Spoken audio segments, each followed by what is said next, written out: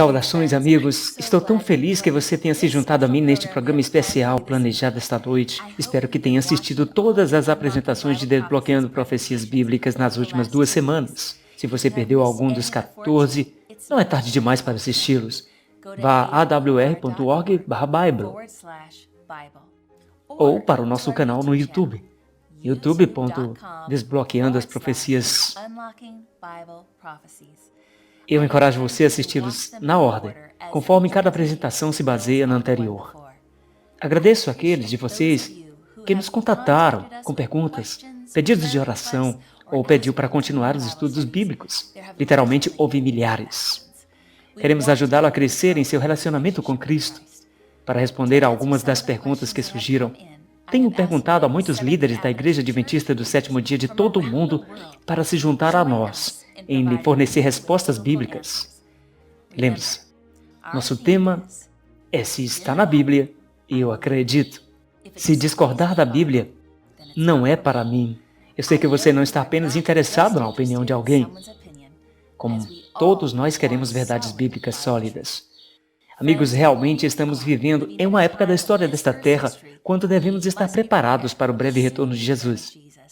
E saiba o que a Bíblia diz. Eu gostaria de dar as boas-vindas ao nosso painel agora, ao começarmos com nossas perguntas e respostas bíblicas. Eu quero agradecer a cada um de vocês por dedicar seu tempo para responder essas perguntas muito importantes que foram enviadas por nossos telespectadores. Nossa primeira pergunta vem de uma pessoa pelo nome Cobb. Pergunta: por que parece que o mundo inteiro está desmoronando? Meus amigos, enquanto vocês olham para o redor do mundo, parece que as coisas estão desmoronando, não é? Esta é uma questão muito importante, especialmente neste momento. Para responder a isso, gostaria de pedir ao presidente da Igreja Adventista do Sétimo Dia Mundial, Pastor Ted Wilson, para compartilhar conosco o que a Bíblia diz sobre isso. Pastor Wilson, nós agradecemos por você sempre ter tempo fora de sua agenda lotada para compartilhar a palavra de Deus. Estamos ansiosos para ouvir você agora. Você sabe, a Bíblia nos diz de maneiras muito específicas que no final dos tempos vai haver todos os tipos de miseráveis coisas terríveis acontecendo, coisas estranhas acontecendo. Mas não devemos perder a esperança porque Deus estará conosco. E há um futuro brilhante no final do túnel. Então as coisas ao nosso redor podem parecer que estão desmoronando. Problemas econômicos, você sabe, todos os terríveis desastres que acontecem, fomes, pestes de todos os tipos de coisas. Podemos estar em situação de pandemia. Você pode estar enfrentando alguns desafios em sua família ou relacionamentos, em termos de saúde, seja o que for. Todos os tipos de coisas acontecendo, você pode sentir que o mundo está desmoronando. Bem, a Bíblia fala sobre isso. Há um capítulo maravilhoso no livro de Mateus, recomendando que você leia este capítulo. Leia-o assim que puder, capítulo 24. Fala tudo sobre profecia e a vinda do Senhor e o que vai acontecer na hora quando Jesus retornar um pouco antes. E diz o versículo 4 de Mateus 24. Agora, não se esqueça disso. Mateus 24, versículo 4. Jesus está falando. Tome cuidado para que ninguém te engane. Porque muitos virão em meu nome, dizendo, eu sou o Cristo, e enganará a muitos. Portanto, não se engane se alguém disser, Jesus apareceu na cidade de Roma. Ou eu ouvi dizer que ele estava em Sydney. Ou não, em São Paulo, está andando na rua. Não acredite. Então ele continua dizendo, e você deve ouvir sobre guerras, rumores de guerras. Veja que não sejais perturbados. Então, quando você vê as coisas desmoronando, todos os tipos de guerra, problemas de saúde, pandemias, seja o que for, a Bíblia nos diz, não se preocupe, pois todas essas coisas devem acontecer, mas o fim ainda não chegou. Pois nação se levantará contra nação e reino contra reino, e haverá fomes, pestes, terremotos em diversos lugares diferentes. Todas essas coisas acontecerão pouco antes da vinda de Jesus. E é claro que tivemos todos os tipos de problemas ao longo da história, mas eles vão piorar pouco antes da vinda de Jesus. Os ventos da contenda virão sobre cada um de nós. Mas segure a mão de Deus, pois Ele o verá através de qualquer calamidade. E um belo versículo, versículo 27 de Mateus 24, pois assim como o relâmpago sai do Oriente e brilha até o Ocidente, assim será também a vinda do Filho do Homem. Jesus voltará em breve. As calamidades vão acabar. E Deus vai nos ajudar enquanto olhamos para a esperança do futuro. Tudo em Jesus Cristo. Obrigado, pastor Wilson, por aquelas palavras encorajadoras das Escrituras. Eu amo como a Bíblia diz com antecedência o que vai acontecer, para não nos deixar com medo, mas para ajudar a nos preparar para o que está vindo. Portanto, não precisamos ter medo.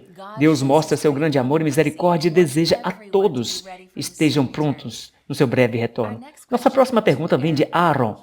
Ele está se perguntando, por que sofremos se tivemos um Deus carinhoso? Pode haver muitas pessoas assistindo agora que se perguntam a mesma coisa. Para nos ajudar com esta questão importante, é o pastor Esdras Lakra, presidente da Divisão Sul da Ásia, dos Adventistas do Sétimo Dia localizados na Índia. Pastor Lakra, a Bíblia explica isso? Esta pergunta foi feita por muitos.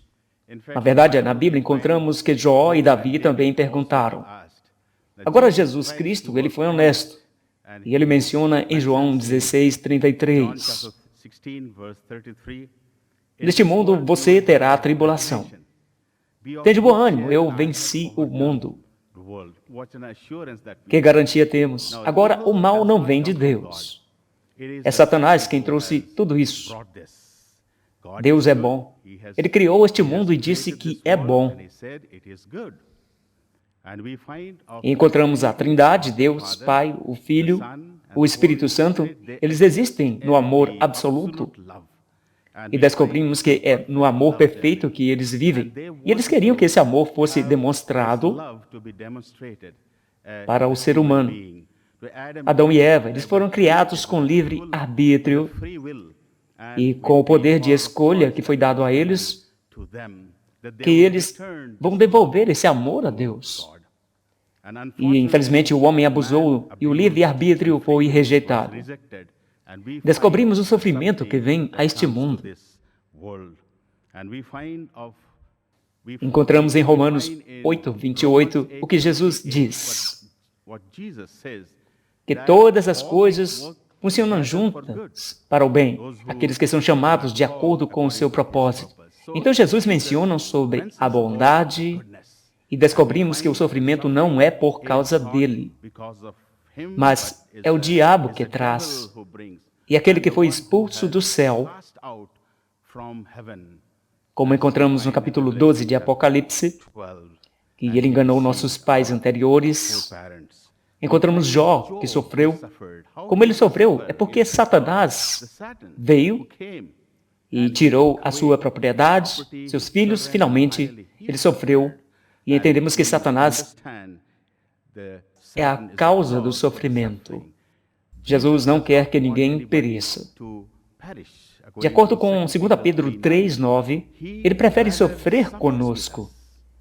E o Criador do universo, aquele que criou este mundo, ele sofreu conosco. Ele sofre conosco. Pode imaginar isso? Jesus, que sofreu e encontramos na cruz, é tudo por causa de nós. E encontramos em Mateus 26:38, minha alma se oprime. E descobrimos isso até a morte. Pense neste universo que temos, o Criador de tudo, e descobrimos o que Deus reservou para nós. Aquele Jesus que virá logo, ele vai nos levar. Não há sofrimento, nem morte, nem dor. Descobrimos isso. O sofrimento presente não vale mais do que a glória que encontramos de acordo com Romanos 8:13, como Paulo sofreu. Acreditamos naquele Jesus que nos traz paz, aquele que traz confiança neste mundo, que possamos acreditar que Ele está conosco, mesmo na hora do sofrimento. Deus abençoe todos vocês. Obrigado, pastor. É tão encorajador saber que Jesus sabe tudo que estamos passando E não estamos sozinhos. Não era plano de Deus que houvesse sofrimento. Ele criou um mundo perfeito. Mas por causa do pecado agora existe muito mal. O próprio Cristo sofreu neste mundo. Verdadeiramente, um dia maravilhoso está chegando, quando todo o sofrimento acabará. Ok, vamos dar uma olhada em nossa próxima pergunta. Elaine pergunta, para onde vamos quando morremos? É uma pergunta importante, existem muitas crenças diferentes sobre isso, mas como sempre, vamos olhar na Bíblia para ver o que ela diz. Vamos agora para a Inglaterra para ouvir Audrey Anderson, secretário da Divisão Transeuropeia. Por favor, compartilhe conosco a Bíblia. O que tem a dizer sobre o assunto? Olá. Quando as pessoas morrem, geralmente há muita confusão o que realmente acontece com eles. No entanto, a Bíblia é realmente muito clara. No Antigo Testamento encontramos a expressão que quando as pessoas morrem, elas foram dormir com seus antepassados. Moisés, quando escreveu o livro de Jó, em Jó 14, de 10 a 12, descreve a morte como um sono. Ele diz, mas o homem morre e é sepultado. Na verdade, ele dá seu último suspiro. E onde ele está? À medida que a água desaparece do mar e um rio se torna seco, então o homem se deita e não se levanta. Até que os céus não existam mais, eles não acordarão nem serão despertados de seu sono. Eu não sei sobre você, mas quando eu durmo, eu não sei nada do que está acontecendo, nem os outros. Então, o que é indicado aqui é que a morte é um sono. Jesus afirmou essa ideia, e vemos isso quando ele foi convidado a ir curar uma menina, filha de Jairo. No caminho para curá-la, ele foi informado, não incomode o mestre, ela está morta. Mas ele foi e quando chegou lá, conta Marcos, como ele disse, não chore, não chore. Ela não está morta, está dormindo. Quando o próprio Jesus ressuscitou dos mortos, outros foram criados com ele. Em Mateus 27, 52 e 53, descreve o que realmente aconteceu. E as sepulturas foram abertas, e muitos dos corpos de santos que tinham adormecidos foram ressuscitados. E saindo de seus túmulos após a sua ressurreição, eles entraram na cidade sagrada e apareceram a muitos.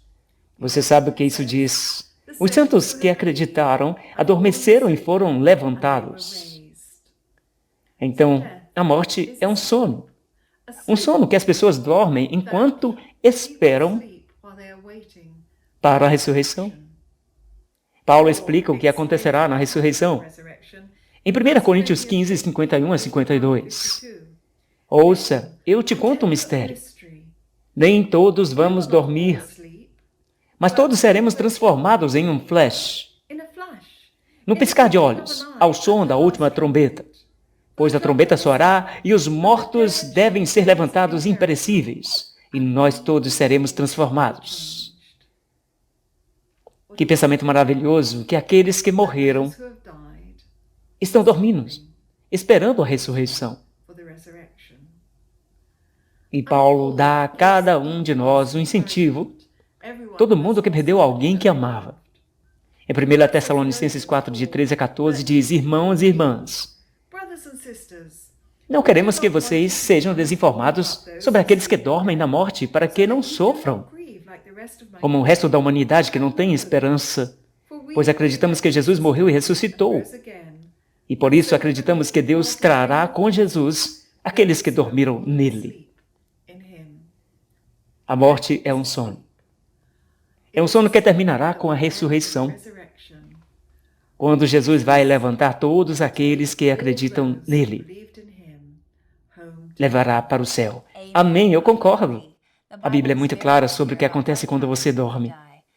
A morte é apenas um sono pacífico e misericordioso. Para mim, isso é muito encorajador. Se eu morrer esta noite e for imediatamente para o céu, nada mais pior ver o que está acontecendo aqui na terra. Meu coração estaria tão passado de tristeza, vê-lo sofrer. O caminho de Deus é realmente melhor. Nossa próxima pergunta é sobre a morte. E isso vem de Bridget. Ela escreveu: podemos nos comunicar com nossos entes queridos mortos? Para responder essa pergunta, gostaria de perguntar ao pastor Mário Brito, presidente da Divisão Intereuropeia. Pastor Brito, obrigado por se juntar a nós. O que você pode nos contar sobre isso? Obrigado, Cami. Olá a todos. Este é uma pergunta oportuna que precisa de um claro e uma resposta autorizada com base na palavra de Deus. Portanto, proponho que juntos olhemos para a Bíblia para ver o que diz sobre este assunto. Os textos que vou citar são da nova versão King James. Eu sugiro que primeiro verifiquemos o que a Bíblia diz a respeito de 2 pontos fundamentais relativos a este tema. Como Deus criou o primeiro ser humano. O que acontece quando os seres humanos morrem? Vamos começar com o primeiro ponto, que encontramos no livro de Gênesis 2, verso 7. E formou o Senhor Deus o homem do pó da terra e soprou em suas narinas o fôlego da vida. E o homem tornou-se um ser vivente. O que acontece então quando morremos? Então, o pó voltará à terra como era. E o espírito voltará para Deus que o deu. Isso nós encontramos em Eclesiastes 12, 7.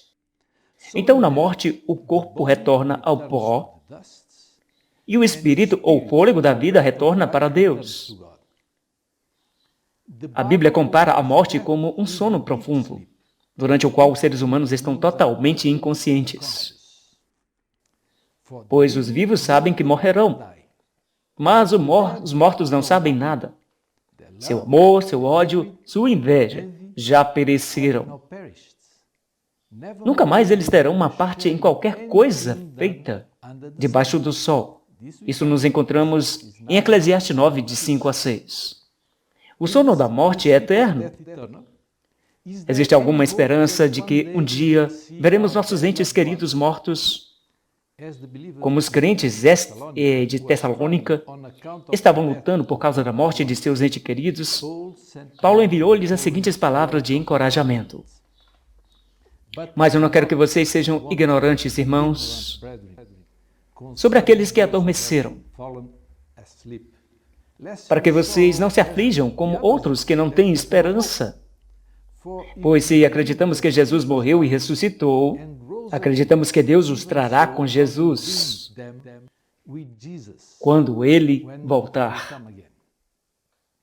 Se os mortos estão totalmente inconscientes durante o sono da morte e não vão aumentar e não vão levantar até o fim do mundo, é óbvio que eles não podem aparecer e conversar com seus entes queridos. No Antigo Testamento, Deus comanda ao povo de Israel a não se comunicar com os mortos. Aqueles que praticavam tais coisas deveriam ser expulsos de Israel e mortos. E até mesmo Satanás usou a serpente para enganar a Eva e conduzi-la à tentação e ao pecado. Desde então, ao longo dos séculos, Satanás usa seus anjos de todos os tipos de disfarces astutos para se esconder e levar suas vítimas para longe de Deus. Satanás conhece perfeitamente o sofrimento e a dor daqueles que perderam seus entes queridos e desejam se comunicar com eles. Ainda assim, Deus, em sua misericórdia e amor, diz a todos aqueles que se encontram em tais circunstâncias não ceder às sugestões de Satanás. Quando eles disserem a você, busque aqueles que são médiuns, bruxos, que sussurram e murmuram, não deveria o povo buscar a Deus? Devem eles procurar os mortos em nome dos vivos? Este é o texto que encontramos em Isaías 8, 19. A melhor maneira de evitar ser desencaminhado por Satanás e seus anjos devem ler e guardar o que está escrito nas palavras de Deus. Então, fazemos isso e estaremos equipados para reconhecer e resistir a Satanás e seus disfarces. Sejamos corajosos. Muito em breve Jesus voltará a esta terra E em seguida, conheceremos todos os nossos entes queridos, todos os filhos e filhas fiéis de Deus de todos os tempos. Encontraremos também nosso Senhor e Salvador, Jesus Cristo. Obrigado, pastor, por compartilhar a palavra clara de Deus. Nós temos que nos perguntar o que acontece quando morremos. Nem devemos ser enganados se entendemos e seguir os caminhos de Deus. Para uma explicação mais profunda sobre o tema da morte, espero que você assista minha apresentação anterior intitulada O Túmulo. Você descobrirá que, mesmo na morte, há esperança. Agora vamos para a nossa próxima pergunta. Um visualizador anônimo pergunta: como podemos saber com certeza que dia é o sábado? Eu gostaria de convidar o Dr. Duane McKay, presidente da Rádio Mundial Adventista, sediada em Maryland, Estados Unidos. Dr. McKay, você poderia compartilhar conosco que dia que a Bíblia diz ser o sábado? Obrigado, Cami. É ótimo estar aqui com você nesta mesa redonda. Uau! Que ótima pergunta. Há muita confusão sobre o sábado. E de onde vem isso? Como você sabe que é o dia? Deixe-me levá-lo a São Petersburgo. Era 1992. Os corredores abriram e estávamos tendo nossa segunda série de reuniões em São Petersburgo. 1.600 pessoas compareceram a esta sala comunista. Foi emocionante, excitante. Era um sábado. E Valdir e Marita também tinham acabado de se casar. Nós fomos ao casamento deles naquela tarde. E à noite estávamos tendo uma reunião. Mas as pessoas fizeram a pergunta: em que dia da semana é o sábado? Conhecemos os 10 mandamentos, sabemos que a Bíblia diz, mas que dia é o sábado? Bem, vamos para a Bíblia. Claro que aí estão as respostas. E eu gosto de dizer, se está na Bíblia, eu acredito. Se não está na Bíblia, não é para mim. Na verdade, esse é um dos gritos, a Bíblia, apenas a Bíblia. Apocalipse 1:10. Eu tenho apenas 3 textos. Acho que vai nos ajudar a entender muito claramente. Apocalipse 1:10 diz: João está na ilha de Patmos, tem cerca de 60 anos. Ele é um homem velho, está na casa dos 80, desde o sepultamento de Jesus. 60 anos depois, ele disse: eu estava em espírito no dia do Senhor. Bem, o Senhor tem um dia. Não diz que é dia, sexta-feira, domingo, segunda, terça, quarta, quinta, sexta, sábado. Não diz. Simplesmente diz: Deus tem um dia. Esse é o texto, agora a Bíblia se explica. Número 2, bem, na verdade os 3 textos estão bem aqui e podemos simplesmente, todos eles dizem a mesma coisa. Mateus 12:8, porque o Filho do Homem é o Senhor até do sábado. Marcos 2:28, portanto o Filho do Homem é Senhor do sábado. Lucas 6:5, o Filho do Homem também é o Senhor do sábado. Portanto, o dia do Senhor é o sábado, de acordo com a Bíblia, de acordo com o que Jesus diz. Agora vamos mais um texto. Nos 10 mandamentos, Êxodo 20, verso 8, lembra-te do dia de sábado para o santificar. Bem, o sábado é o dia do Senhor, no mesmo dia. Diz mais, sim. Observe os 10 mandamentos. Mas o 7º dia. O 7º dia é o sábado do Senhor vosso Deus. Êxodo capítulo 20. Isso deixa claro tudo, não é? Você vai para a Bíblia. Você tem o Senhor em Apocalipse, lembre-se. Apocalipse 1:10. E então Marcos 2:28. O dia do Senhor é o sábado. E depois os 10 mandamentos dizem: o 7º dia é o sábado do Senhor. Uau! Isso deixa bem claro. O sábado do Deus Criador em Gênesis é o dia de sábado de Apocalipse. Uau! Portanto, não deve haver espaço para confusão. Êxodo 20, verso 11, os 10 mandamentos, pois em 6 dias. Essa é a razão pela qual é importante. Pois em 6 dias fez os céus e a terra, o mar e tudo que neles há. E descansou no 7º dia. Portanto, o Senhor abençoou o sábado, o dia de sábado, e o santificou. Ele tornou sagrado, um dia especial. Ele diz: lembra-se do dia de sábado para santificá-lo. Aposto que ele disse isso porque sabia que algumas pessoas esqueceriam. Lembra-te do dia de sábado para o santificar. Agora, algumas pessoas perguntam: rapaz, você pode ter certeza? Bem, é fácil, domingo de Páscoa, Jesus ressuscitou. Está certo. No primeiro dia da semana, ele ressuscitou. A ordem dos eventos, aqui está o dia da preparação. Na verdade, eles são apenas 2 dias na Bíblia. Isso tem um nome: dia da preparação e o sábado. Apenas 2. O resto, 1, 2, 3, 4, 7. O dia da preparação é sexta-feira. Aqui está Marcos 15, 42 e 43. Agora, quando a noite chegou, porque era o dia da preparação, isto é, um dia antes do sábado, José de Arimateia foi a Pilatos e perguntou pelo corpo de Jesus. Então, no sábado, Jesus foi sepultado. Ele estava na tumba. E então, no domingo, no dia da ressurreição, primeiro dia da semana, então você tem o primeiro, dia da preparação, sexta-feira, dia de sábado, sábado e domingo, o dia da ressurreição. Isso torna tudo muito claro. Dia da preparação, sábado, primeiro dia da semana é domingo. Como poderia? Parece que isso foi mudado. Uma tentativa de mudança. Você realmente não pode mudar a lei de Deus. Deus diz que ele não muda? Uau! Como isso pode mudar? No quarto mandamento, como isso pode acontecer? A profecia diz, pretenderá mudar os tempos e a lei. Deus diz que haveria um poder que tentaria mudar a lei de Deus. Esse poder tentaria mudar a própria lei de Deus. Observe aqui, quando estávamos em Portland, Oregon, em 1995, o Sentinela Católica disse talvez a coisa mais ousada, a mudança mais revolucionária que a igreja já fez, aconteceu no primeiro século.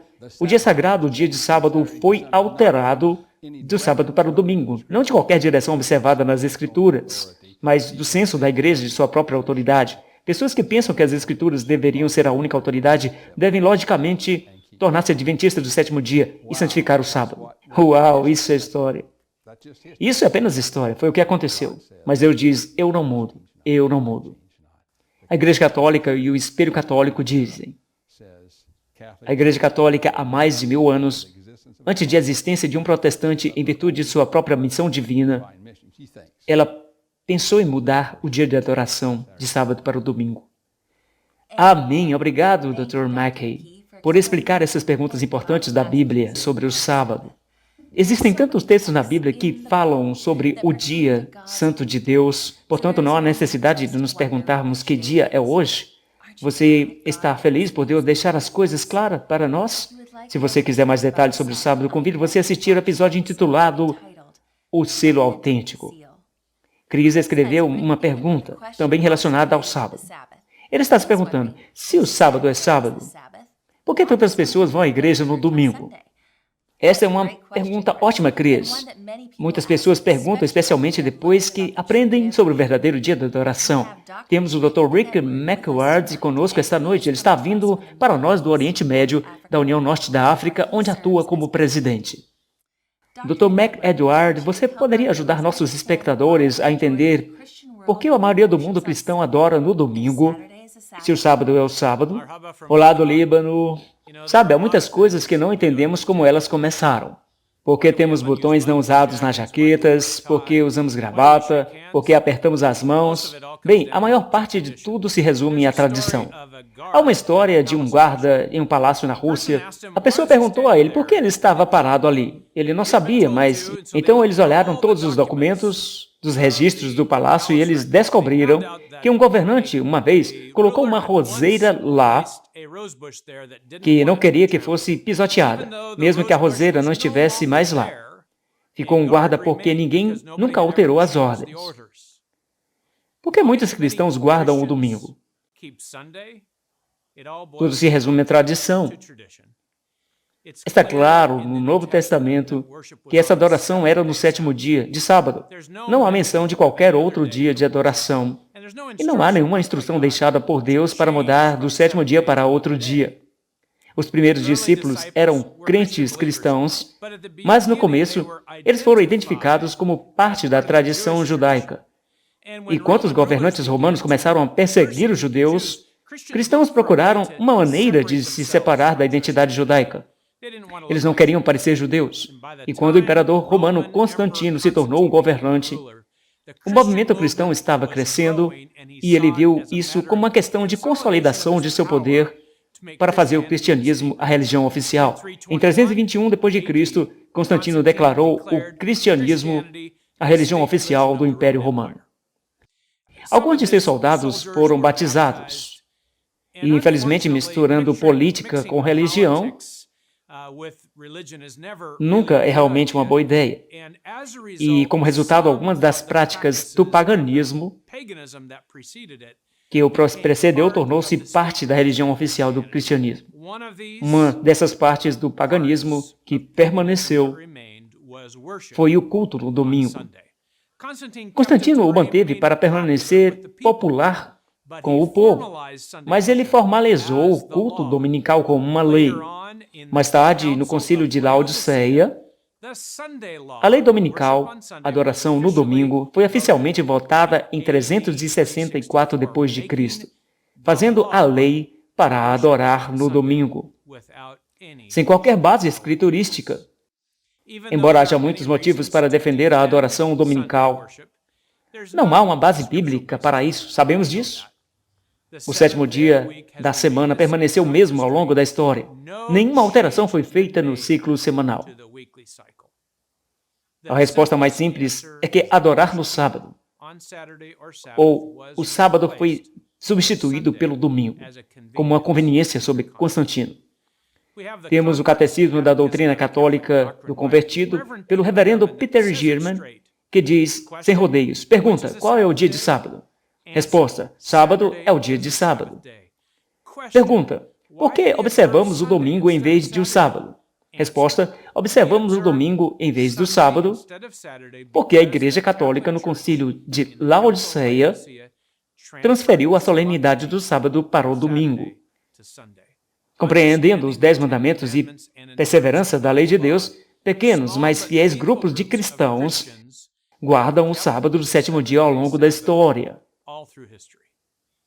Esses grupos pequenos, mas fiéis, muitas vezes foram perseguidos por seguir o sábado bíblico, mas a perseverança da lei de Deus, junto com milhões de pessoas que o rejeitaram, lembraram-nos que está tudo bem ser fiel, mesmo que outros não entendam. Mateus 7, 13 e 14 diz, entre pela porta estreita, pois largo é a porta e largo o caminho que leva à destruição. E muitos entram por ela, porque estreita é a porta e difícil é o caminho que leva à vida. E são poucos os que encontram. Meus amigos, eu apelo para vocês, vamos seguir o Senhor pelo caminho estreito, porque é assim que segue a Bíblia. Obrigado, Dr. McElroy, por isso. É clara a explicação reveladora. Ele trouxe um ponto importante que a maioria não vai entrar no céu, mas a minoria. Amigos, não se iludam pensando que algo está certo só porque é tradição. Muitas pessoas estão fazendo isso. Conforme mostrado no nosso episódio intitulado A Contrafação, devemos nos firmar na palavra de Deus e seguir seu caminho. Outra visualizadora chamada Chloe quer saber, eu tenho que ser batizado para ser salvo? Obrigada, Chloe. Eu gostaria de perguntar ao pastor Gideon Heinecke, secretário da Divisão Oceano Índico da África Austral, para ajudar com esta questão. Pastor, a Bíblia menciona que devemos ser batizados para ser salvos. Obrigado, Cami. Bom dia. Essa é uma pergunta muito importante. E para questões tão importantes, é sempre melhor recorrer à Bíblia. Especialmente, vamos começar com o que Jesus disse sobre isso. Marcos 16, 16 é um versículo muito importante. Eu gostaria que você acompanhasse sua Bíblia comigo, se você tiver, ou eletronicamente. Marcos 16, 16 diz isso. Quem crer e for batizado será salvo. Isso é o que Jesus ensinou. E também em Atos 2, 37 e 38 diz isso. Atos 2, 37 e 38. Agora, quando eles ouviram isso, eles foram tocados no coração e disseram a Pedro e o resto dos apóstolos, homens e irmãos, o que devemos fazer? Então Pedro lhes disse, arrependam-se e cada um de vocês seja batizado em nome de Jesus Cristo para a remissão dos pecados. E vocês receberão o dom do Espírito Santo. Então isso é muito claro. Assim, quando tivermos uma oportunidade de ser batizados, se o Espírito Santo vier e bater a porta do nosso coração e dissermos, estou convencido que devo dar minha vida a Jesus, eu quero entregar a minha vida a Jesus, eu tenho a oportunidade de ser batizado. Isso é o que a Bíblia expressamente nos pede que façamos. Mas há momentos em que não temos oportunidade. Por exemplo, quando Jesus estava pendurado na cruz, e o único ladrão ali perto de Jesus disse, Senhor, lembra-te de mim no teu reino. E o que Jesus fez? Ele disse, bem, você sabe, é um pouco tarde, você não pode ser salvo porque você sabe, você não foi batizado. Não, ele não disse isso. Ele disse, Deixe-me te dizer hoje, você estará comigo no paraíso.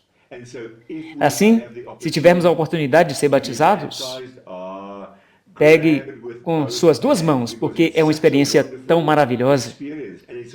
E é um compromisso maravilhoso mostrar publicamente que eu quero seguir Jesus Cristo.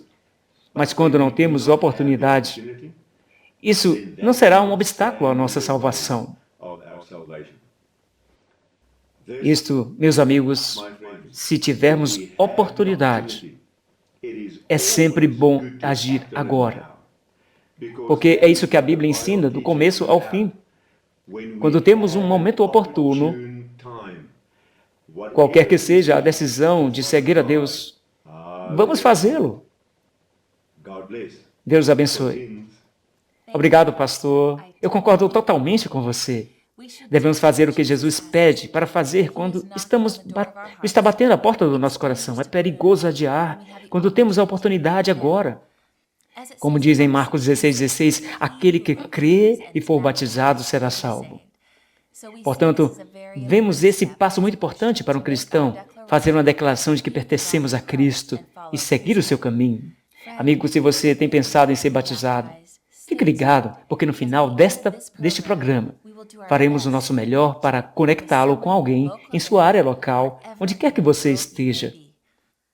Ok, temos uma pergunta de Elo, que pergunta: se você for batizado quando bebê, você precisa ser batizado? Obrigado por fazer essa pergunta, porque muitas pessoas foram batizadas quando bebês. Vamos ver se a Bíblia fala especificamente sobre isso. Pastor Kaminsky, presidente da divisão euroasiática, está aqui conosco. Pastor, você poderia gentilmente responder a essa? Há muita repetição na vida cristã. Alguns aplicam em melhorar a experiência anterior e alguns adquirem um novo. Isso é o que acontece com os crentes de Éfeso. Você pode ler sobre essa história no livro da Bíblia em Atos 19, de 1 a 5. Aconteceu enquanto Apolo estava em Corinto, que Paulo, tendo passado pelas regiões superiores, veio para Éfeso e, encontrando alguns discípulos, ele lhes disse: você recebeu o Espírito Santo quando creu? Então eles disseram a ele: nós nem mesmo ouvimos se havia um Espírito Santo. E ele lhes disse: então, que foste batizados? Então eles disseram: no batismo de João. Então Paulo disse: João realmente batizou com o batismo do arrependimento, dizendo ao povo que deveriam crer naquele que viria depois dele. E isso é Jesus Cristo. E preste atenção no que eles fizeram. Quando ouviram isso, foram batizados em nome de Jesus. Os santos apóstolos familiares para nós fizeram todo o possível para que pudéssemos entender isso. Por exemplo, o apóstolo Pedro fala claramente em suas epístolas de um certo começo na vida de um cristão. Podemos ler isso em 1 Pedro 4, de 1 a 3. Portanto, uma vez que Cristo sofreu por nós na carne, arme-se também com a mesma mente, que ele não deveria mais viver o resto de seu tempo na carne para as concupiscências do homem, mas pela vontade de Deus, pois já gastamos o suficiente de nossa vida passada em fazer a vontade dos gentios. Em qualquer idade, uma pessoa que encontre a Cristo deve cruzar essas linhas imaginárias que separam a vida passada da nova, em que a vontade de Deus será cumprida. Felizmente para nós, o apóstolo Pedro fala especificamente a partir de que momento começa uma nova vida de acordo com a vontade de Deus. Somos novamente dirigidos ao apóstolo Pedro, 3º capítulo, 18 e 21. O apóstolo está dizendo que existe um antítipo que agora nos salva, o batismo, que não é remoção da sujeira da carne, mas a resposta de uma boa consciência para com Deus por meio da ressurreição de Jesus Cristo. Na Igreja Adventista do Sétimo Dia, O batismo é oferecido para aqueles que conscientemente escolham o caminho da fé, o caminho de seguir os mandamentos de Deus. Portanto, independentemente de sua experiência espiritual anterior, garantido pelo batismo, ou se você foi batizado quando criança, sem experiência espiritual em sua vida, ou se você formalmente se considera um cristão, o rebatismo é necessário para confirmar sua escolha. É pensar seriamente no passado, levando a Deus e à salvação. Desejo-lhe coragem para que este passo importante na sua vida seja dado. Você está se tornando parte do povo de Deus, cumprindo sua vontade.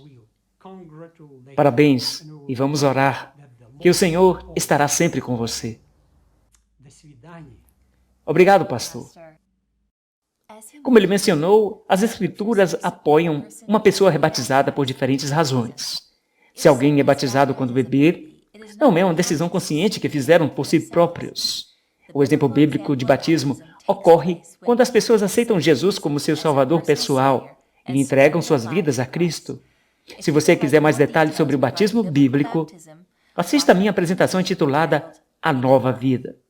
Agora eu gostaria de apresentar o pastor Larry Moore, presidente da Sudoeste Union Conference. Pastor Moore, alguém enviou uma pergunta querendo saber: posso ter certeza de que Jesus vai me salvar quando ele vier?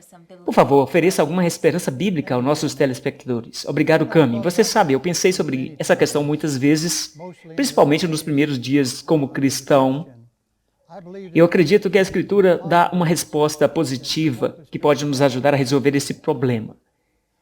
Eu irei para a Escritura em um momento, mas primeiro eu quero dizer a vocês a resposta. Cristãos muitas vezes dão para responder à pergunta. Eles dirão que é impossível saber com certeza. De certa forma, isso parece limitar o poder de nosso Deus Todo-Poderoso. Além disso, introduz o elemento de dúvida.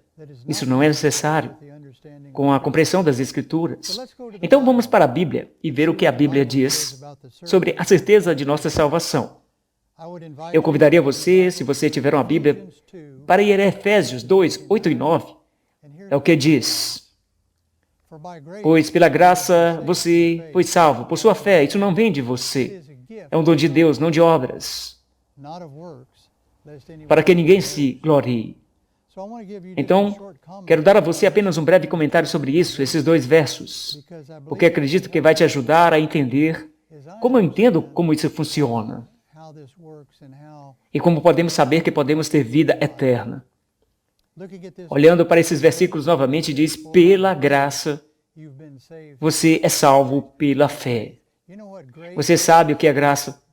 Graça, algumas pessoas a descrevem como um favor, e isso é um favor imerecido, não merecido. Essa provavelmente é uma boa definição. Diz: pela graça você foi salvo, por meio da fé. Qual é a outra palavra para a fé? É um pouco mais comum no mundo hoje. É confiança. Simplesmente significa confiança. Fé é confiança. Então, diz que nossa salvação é um presente de Deus. O que é um presente? Bem, isso só pode ser aceito, não pode ser aceito como algo que você ganha por obras. As obras não ganham a salvação. Então diz, se nós usamos obras, estaríamos chamando a atenção para nós e não para Deus. Então eu quero ler esses versículos novamente. Pois pela graça você será salvo por sua fé. Isso não veio de vós. É dom de Deus, não de obras, para que ninguém se glorie. Muito obrigado, pastor. Que encorajamento saber que a salvação é um dom gratuito. Podemos ter a confiança e fé em Deus, sabendo que Ele fará o que prometeu. Nossa parte é amar e se render a Ele. Podemos ter certeza de que quando pedimos sua ajuda para ser obediente aos seus mandamentos, Ele o fará. Uma pergunta que surgiu sobre a ressurreição. Brian está se perguntando, quando Jesus vier, todos serão ressuscitados? Vamos ver o que a Bíblia diz sobre isso. Para responder a pergunta, gostaria de ligar ao pastor Samuel Só, presidente da Visão Sul da Ásia-Pacífico. Pastor Saul, o tempo é seu. Obrigado, Cami, pela pergunta. Saudações da sede da Divisão do Sul da Ásia-Pacífico, Manila, Filipinas. Os adventistas acreditam na infalibilidade das Escrituras e a segunda vinda de Cristo será literal, pessoal, visível, audível e mundial. Isso vai acontecer em breve. De acordo com a Bíblia, existem duas ressurreições gerais. Ressurreição da vida para aqueles que são justos, ou aqueles que são salvos, e uma ressurreição da condenação, ou para os injustos, não salvos, de acordo com João 5, 28 e 29. E os 1000 anos separam essas duas ressurreições, de acordo com Apocalipse 20, de 4 a 5. João 5, 28 e 29 diz, não se maravilhe com isso, pois está chegando a hora em que todos os que estão nas sepulturas vão ouvir a sua voz e sair. Aqueles que fizeram bem para a ressurreição da vida, e aqueles que fizeram o mal para a ressurreição da condenação. Paulo estava ciente das ressurreições separadas, para os salvos e não salvos. Portanto, em 1 Tessalonicenses 4,16, o apóstolo Paulo diz, pois o próprio Senhor descerá do céu com um grito, com a voz de arcanjo, e com a trombeta de Deus, e os mortos em Cristo devem subir primeiro. Portanto, a ressurreição da vida. Para aqueles que são ressuscitados na primeira ressurreição, são chamados de bem-aventurados e santos. Eles não experimentarão a segunda morte em um lago de fogo no final dos 1000 anos. A ressurreição para a vida e a mortalidade acontecem no segundo advento. Aqueles que o experimentam não podem morrer mais. Estão unidos a Cristo para sempre. A ressurreição da condenação é que os injustos são ressuscitados na segunda ressurreição geral, que acontece no final dos 1000 anos. Essa ressurreição ocorre para o julgamento final e condenação. Aqueles cujos nomes não estão encontrados no livro da vida serão criados neste momento e experiência a segunda morte, de acordo com Apocalipse 20, de 14 a 15. Portanto, Cristo promete que aquele que vencer não será ferido de forma alguma pela segunda morte. Aqueles que aceitam Jesus e a salvação que ele traz experimentarão uma alegria incrível em seu retorno climático. Em felicidade nunca enfraquecida, eles vão passar a eternidade em comunhão com seu Senhor e Salvador. Obrigado. Obrigado, pastor Saul. Então, aqueles que morreram em Cristo serão ressuscitados na segunda vinda de Jesus. Por outro lado, aqueles que não escolheram entregar suas vidas a Cristo, seguir seus caminhos, terão uma parte na segunda ressurreição, após o período de 1000 anos. Em seguida, gostaria de convidar o pastor Ethan Keller para se juntar a nós. Ele é o presidente da Divisão Sul-Americana. Pastor Keller, você poderia responder a próxima pergunta, que veio de Alisa. Ela pergunta, as pessoas que não são salvas queimarão para sempre? Essa crença é mantida por muitas pessoas, mas é encontrado na Bíblia? Obrigado, Cami. Oi, pessoal. Este é sempre um assunto muito controverso. Mas a Bíblia tem uma posição clara sobre o assunto. A polêmica acontece porque algumas pessoas leem a expressão castigo eterno, e Jesus usou em Mateus 25, 46 com a ideia de um inferno, onde os ímpios queimarão eternamente. Se isso fosse verdade, o mal nunca teria fim e se tornaria eterno. Você acha que esta é uma mensagem bíblica? Isso mostraria a justiça e o amor de Deus. Para entender melhor estes, é necessário conhecer a Bíblia mais profundamente. Por esse motivo, precisamos olhar vários textos que falam sobre o mesmo assunto. E devemos entender o contexto real. Podemos começar em Mateus, capítulo 18, verso 8. E também capítulo 25, verso 41.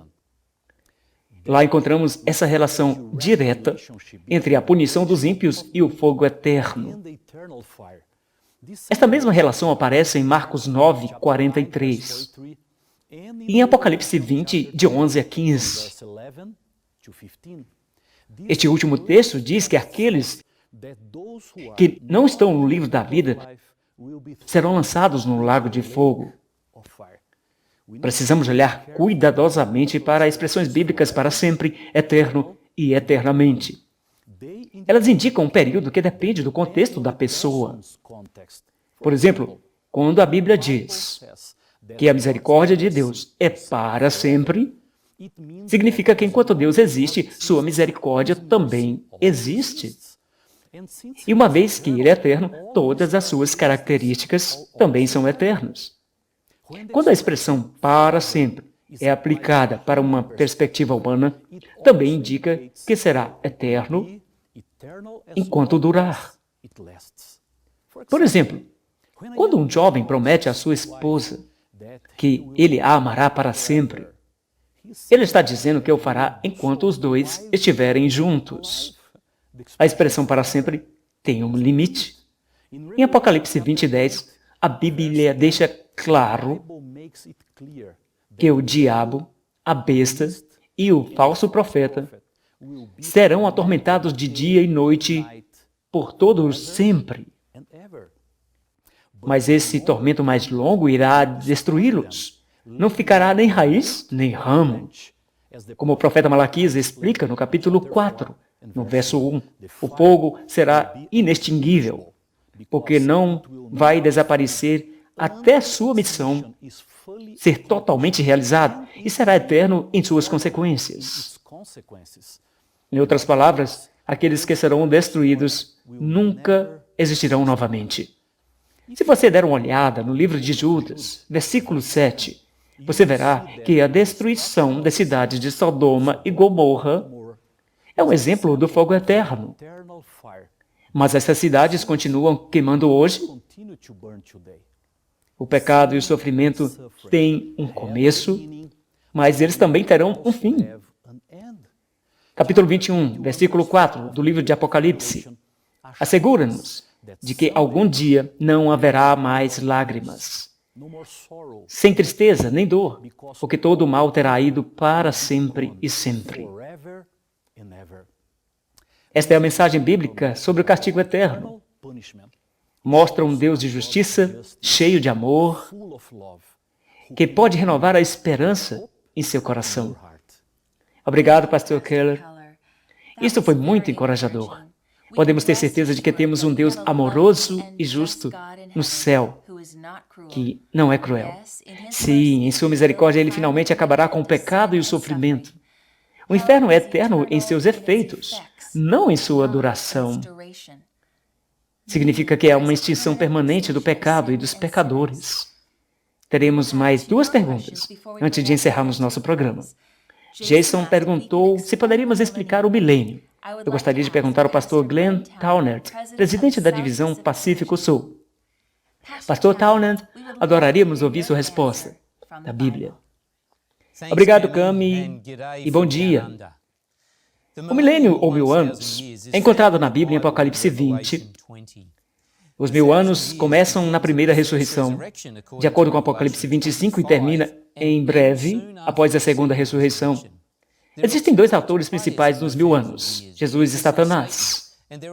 E há também dois grupos principais de pessoas, aqueles que vivem e reinam com Jesus e aqueles que são lançados no lago de fogo, com Satanás, inferno e morte. O milênio pode ser um pouco confuso, mas todas as informações para entender seu propósito está contido em um lugar, Apocalipse 20. Vamos ver o que acontece com cada um desses personagens e os dois grupos do início, durante e o fim dos 1000 anos. De resto da Bíblia, sabemos que a primeira ressurreição é quando Jesus retorna para a terra e ressuscita aqueles que acreditam em segui-lo. Eles voltaram à vida e reinaram com Cristo 1000 anos. Diz Apocalipse 20, verso 4. Jesus leva aqueles crentes que estão vivos, que foram ressuscitados para viver com Ele no céu por 1000 anos. Nesta segunda vinda de Jesus, aqueles que não querem nada com Jesus serão destruídos pelo brilho da sua vinda à terra. E essas pessoas permanecem mortas até o fim dos 1000 anos. O resto dos mortos não voltam à vida até que os 1000 anos terminem. Apocalipse 20, verso 5. Satanás está preso no abismo no início dos 1000 anos e lá permanece até o fim, de acordo com Apocalipse 20, de 1 a 3. O abismo é outro nome para a terra desabitada. Satanás tem 1000 anos de isolamento nesta terra, que ele queria governar para rever as escolhas que fez. Durante os 1000 anos, as pessoas ressuscitadas estarão no céu como sacerdotes reinando com Jesus. Então vi tronos e sentei neles. Eram aqueles que tinham autoridade para julgar. Eles eram sacerdotes de Deus e Cristo, diz Apocalipse 24 e 6. Essas pessoas são tratadas como se elas tivessem o mesmo status de Jesus. Eles têm seus próprios tronos, reis, juízes, têm acesso completo aos registros do céu, e os seguidores de Jesus começam a revisar os julgamentos de Deus.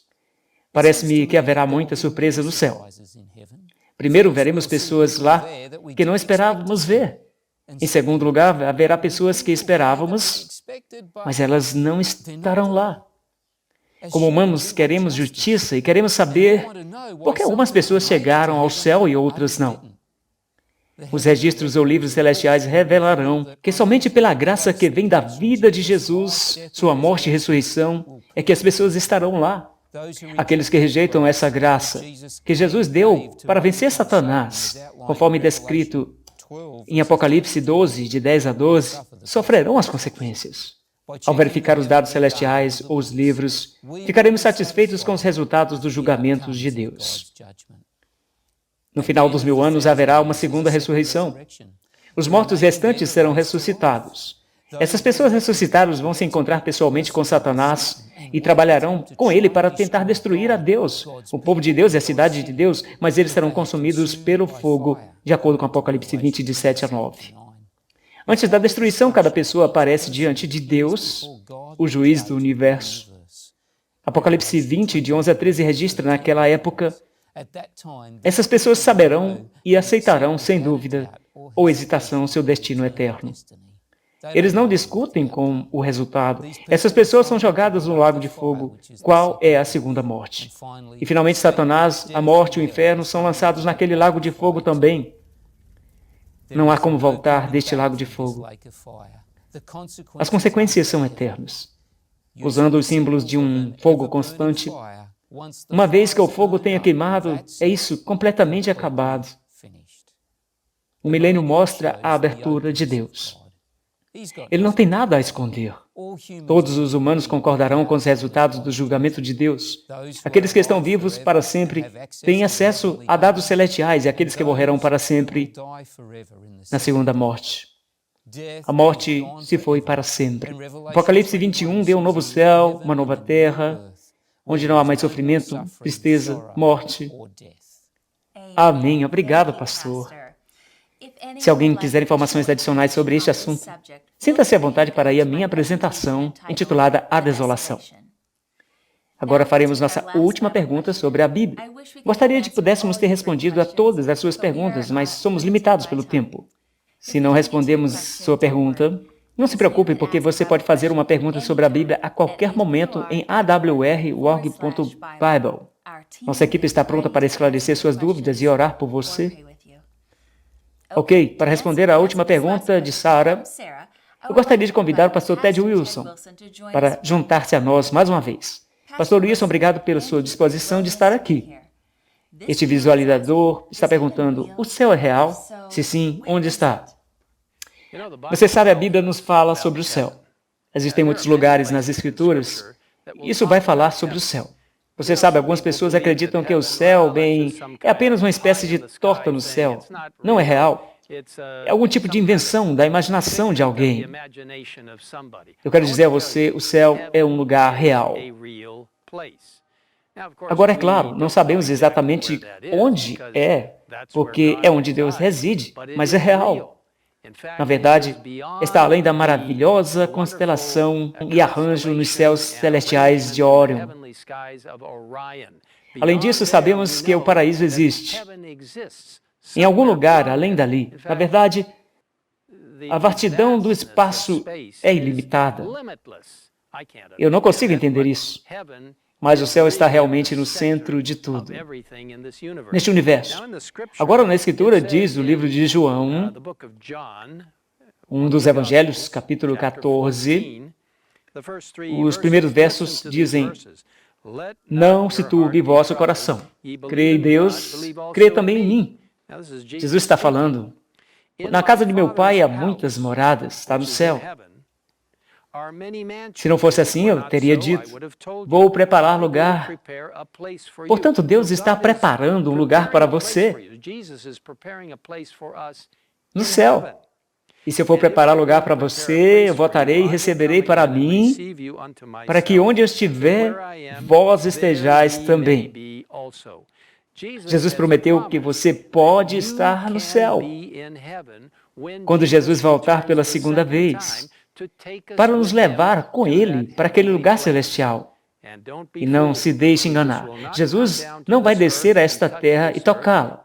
A Bíblia nos diz que os mortos em Cristo vão se levantar primeiro dos túmulos quando a trombeta soar, e aqueles de nós que estivermos vivos, iremos segui-los no ar.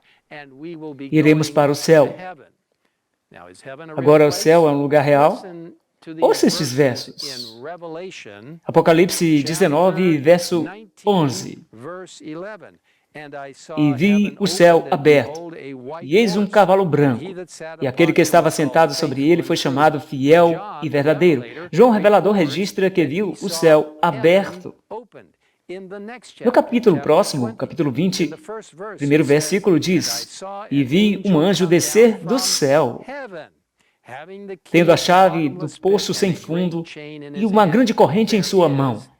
Existe um paraíso.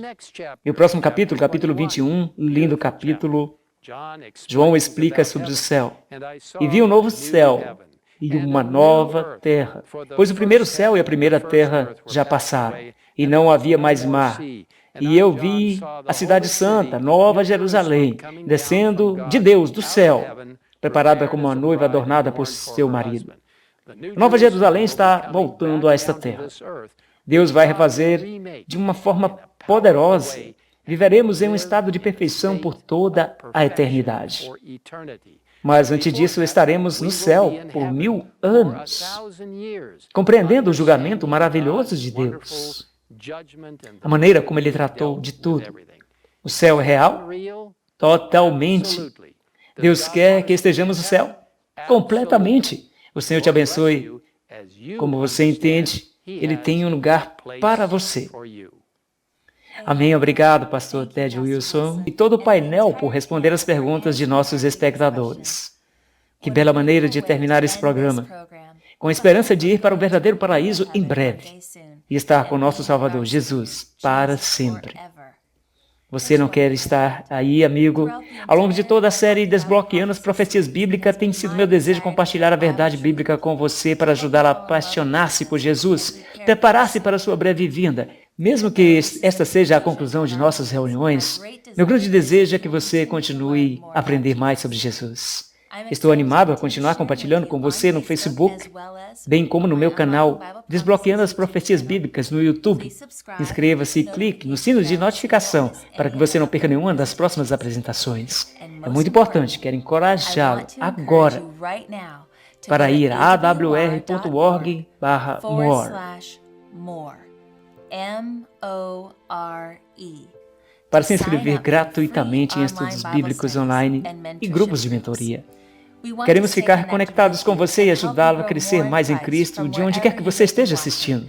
Alguns de vocês compartilharam comigo que estão se preparando sobre o batismo. Queremos ajudá-lo a se preparar para isso. Isso é tão emocionante e aquece meu coração. Então, novamente, acesse awr.org/more. Que o Senhor te abençoe ricamente à medida que você cresça nele. Ao encerrarmos, gostaria de orar com você. Querido Pai Celestial, obrigado por nos dar a Bíblia, Sua Santa Palavra, para nos guiar.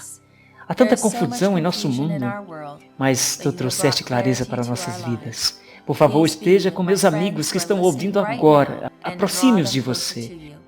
Dê-lhes força para seguir a Sua verdade e não as ideias e tradições do homem, independentemente das circunstâncias. Ó Senhor, por favor, esteja conosco e ajude todos nós para estarmos prontos quando Tu vieres, no nome precioso e poderoso de Jesus. Amém. Até a próxima vez. Escolha o caminho de Deus. Boa noite, amigo. Obrigado por assistir. Se você quiser aprender mais verdades da Bíblia, convido você a se inscrever abaixo. Clique também aqui para assistir um dos meus vídeos favoritos. E clique aqui no canto superior esquerdo para assistir a esta série na íntegra. Deus te abençoe.